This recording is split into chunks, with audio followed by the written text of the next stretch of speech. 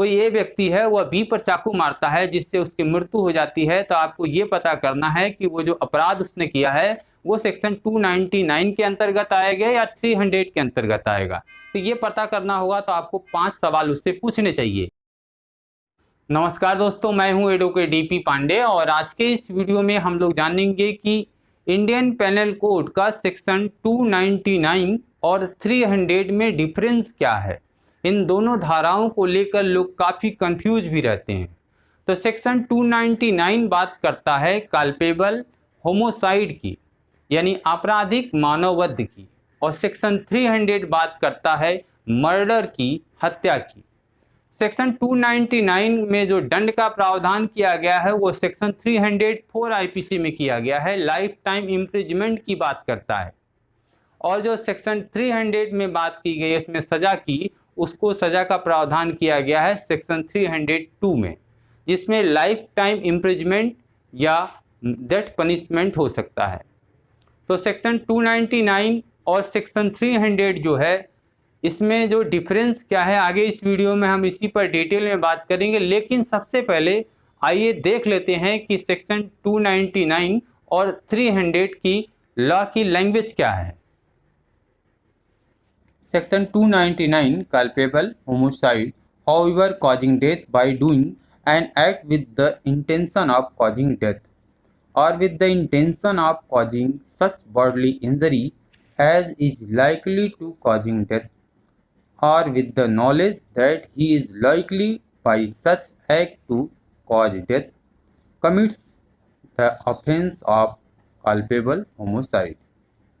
जो कोई मृत्यु कारित करने के आशय से या ऐसी शारीरिक क्षति कारित करने के आशय से जिससे मृत्यु कारित हो जाना संभाव्य हो, या यह ज्ञान रखते हुए कि संभाव्य है कि वह उस कार्य से मृत्यु कारित कर दे, कोई कार्य करके मृत्यु कारित कर देता है, वह आपराधिक मानव वध का अपराध करता है।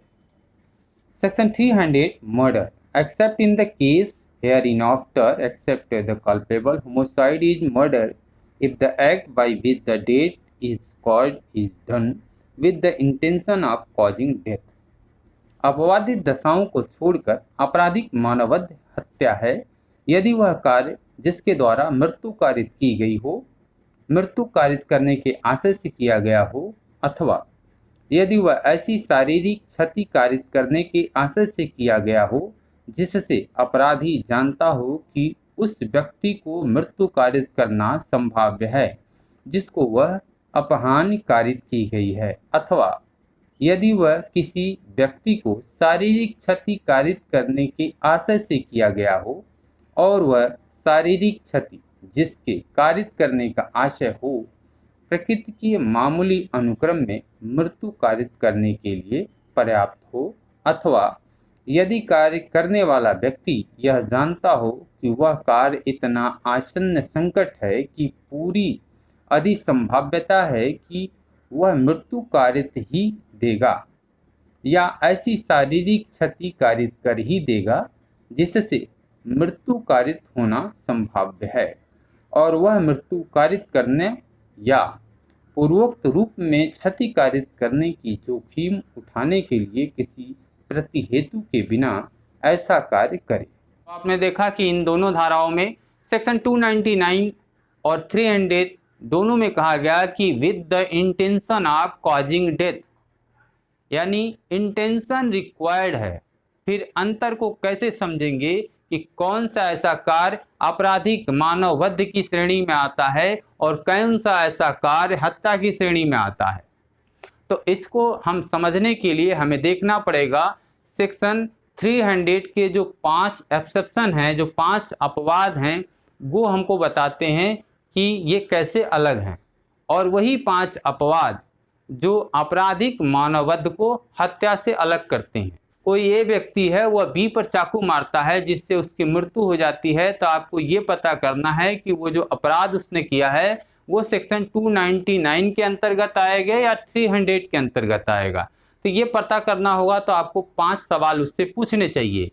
क्या वह किसी के उकसाने पर ऐसा किया है या ऐसी कोई दुर्घटना में ऐसा कुछ हुआ है? यदि जवाब आता है हाँ, तो वह आपराधिक मानववध है, हत्या की श्रेणी में नहीं आता है।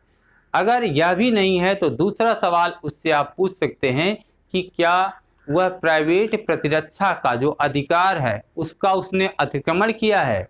यानी कभी कभी क्या होता है कि जो प्राइवेट प्रतिरक्षा का जो राइट्स है उसको आदमी क्रॉस कर जाता है। तो यदि ऐसा भी हुआ है तो वह आपराधिक मानववध की श्रेणी में आएगा, हत्या की श्रेणी में नहीं आएगा। यदि यह भी नहीं है तो उससे तीसरा सवाल करिए कि क्या लोक सेवक द्वारा ऐसा किया गया है।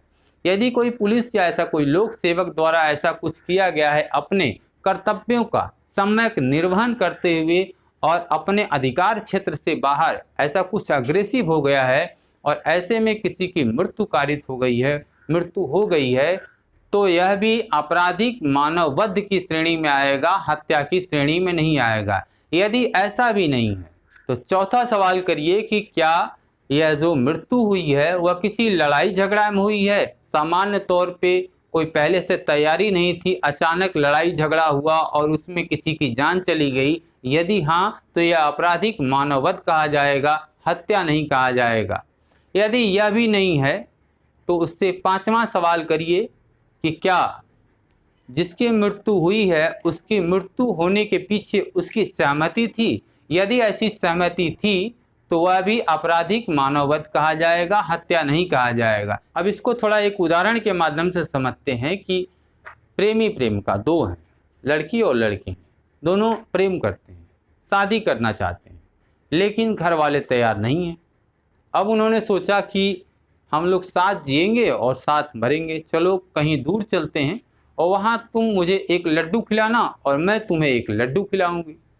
तो लड्डू में क्या है, लड्डू में पॉइजन है। अब दोनों बाहर जाते हैं, दोनों की सहमति है कि तुम मुझे लड्डू खिला के मारोगे और मैं तुझे लड्डू खिला के मारूंगी। लड़का लड़की को लड्डू खिला देता है जिसमें पॉइजन होता है और लड़की लड़के को लड्डू खिलाने ही वाली होती है, तब तक कोई आ जाता है, पकड़ लेता है। परिणाम क्या होता है, लड़की मर जाती है और लड़का क्या है, वो बच जाता है। तो लड़के पे जो अपराध बनेगा वो 299 में आएगा, आपराधिक मानववध की श्रेणी में आएगा, कल्पेबल होमोसाइड कहा जाएगा, नॉट मर्डर। क्यों? क्योंकि उसकी सहमति थी, मृत्यु के पीछे उसकी सहमति थी, सम्मति थी, इसलिए ये हत्या की श्रेणी में नहीं आएगा। लेकिन इसमें उम्र जो है वो 18 वर्ष से कम नहीं होनी चाहिए। तो मुझे लग रहा है कि सेक्शन 299 और सेक्शन 300 में जो अंतर है वो समझ में आ गया होगा। सेक्शन 300 की जो 5 अपवाद हैं, वही आपराधिक मानववध को हत्या से अलग करते हैं। वो 5 अपवाद क्या हैं, आइए देखते हैं। अपवाद नंबर 1, आपराधिक मानववध हत्या नहीं है यदि अपराधी उस समय जबकि वह गंभीर और अचानक प्रकोपन से आत्मसंयम की शक्ति से वंचित हो, उस व्यक्ति की जिसने कि वह प्रकोपन दिया था मृत्यु कारित करे या किसी अन्य व्यक्ति को मृत्यु भूल या दुर्घटनावश कारित करे। अपवाद नंबर 2, यदि अपराधी शरीर या संपत्ति की प्राइवेट प्रतिरक्षा के अधिकार को सद्भावपूर्वक प्रयोग में लाए हुए विधि द्वारा उसे दी गई शक्ति का अतिक्रमण कर दे और पूर्व चिंतन के बिना और ऐसी प्रतिरक्षा के प्रयोजन से जितनी अपहानि करना आवश्यक हो उससे अधिक अपहानि करने के किसी आशय के बिना उस व्यक्ति की मृत्यु कारित कर दे जिसके विरुद्ध वह प्रतिरक्षा का ऐसा अधिकार प्रयोग में ला रहा हो। अपवाद नंबर 3, यदि अपराधी ऐसा लोक सेवक होते हुए या ऐसे लोक सेवक को मदद देते हुए जो लोक न्याय की अग्रसरता में कार्य कर रहा है उसे विधि द्वारा दी गई शक्ति से आगे बढ़ जाए और ऐसा कार्य करके जिसे वह विधि पूर्ण और ऐसे लोक सेवक के नाते उसके कर्तव्य के सम्यक निर्वहन के लिए आवश्यक होने का सद्भावपूर्वक विश्वास करता है और उस व्यक्ति के प्रति उसकी मृत्यु कारित की गई वैमनस्य के बिना मृत्यु कारित करे। अपवाद नंबर 4, यदि वह मानववध अचानक झगड़ा जनित आवेश की तीव्रता में हुई अचानक लड़ाई में पूर्व चिंतन बिना और अपराधी द्वारा अनुचित लाभ उठाए बिना या क्रूरतापूर्ण या आपराधिक रीत से कार्य किए बिना किया गया हो।